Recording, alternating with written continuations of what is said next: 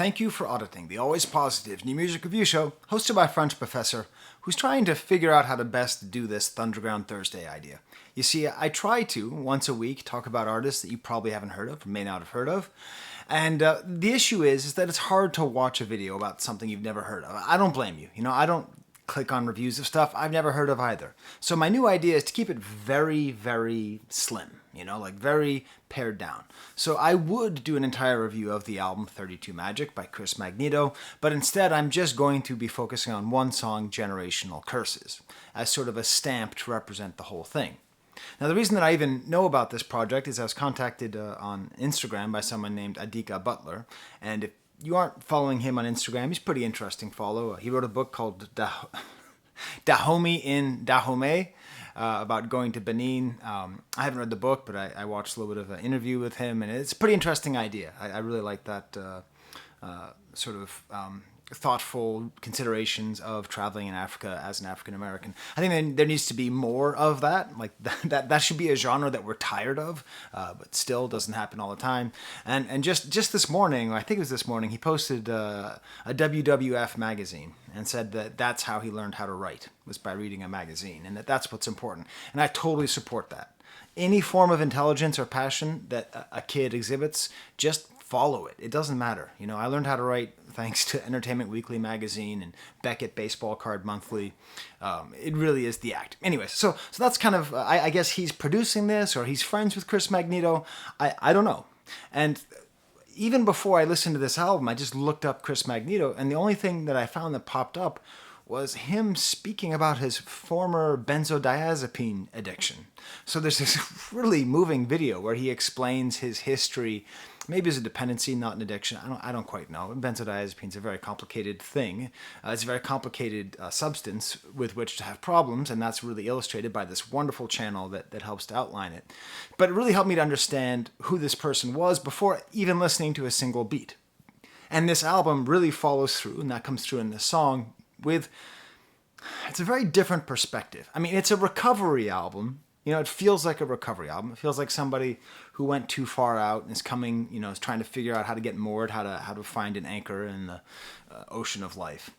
But I don't know. It doesn't, often recovery albums feel super self-pitying, or they kind of dramatize, if you're from Western New York, they dramatize their substance abuse. They sort of make it seem bigger than life. He has an ability, which I think is a good sign for his recovery, to not really glamorize it, but just to sort of describe it.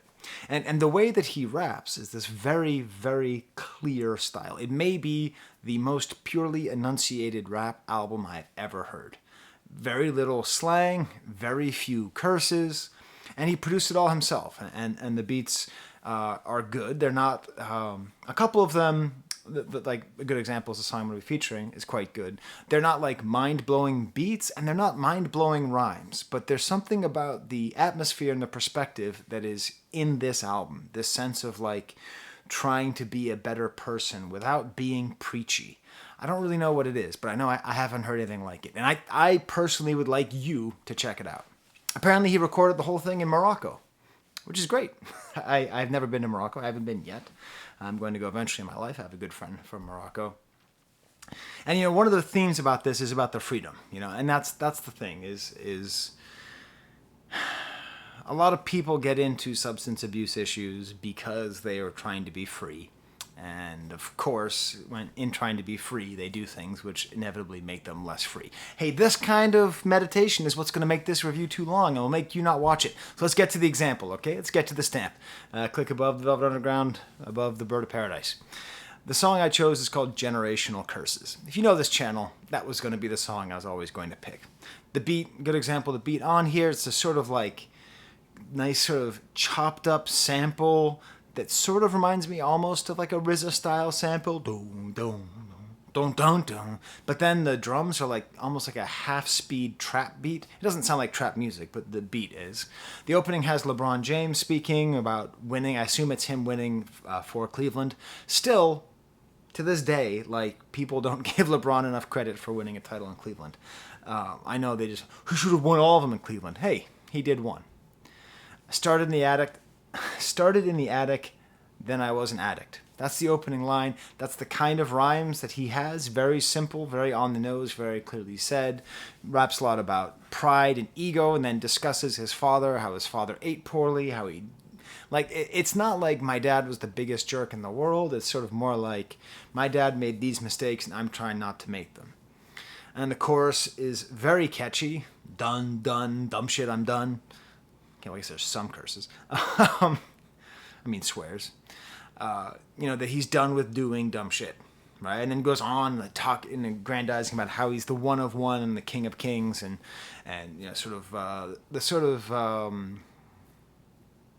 it's a song about like fighting your ego, right?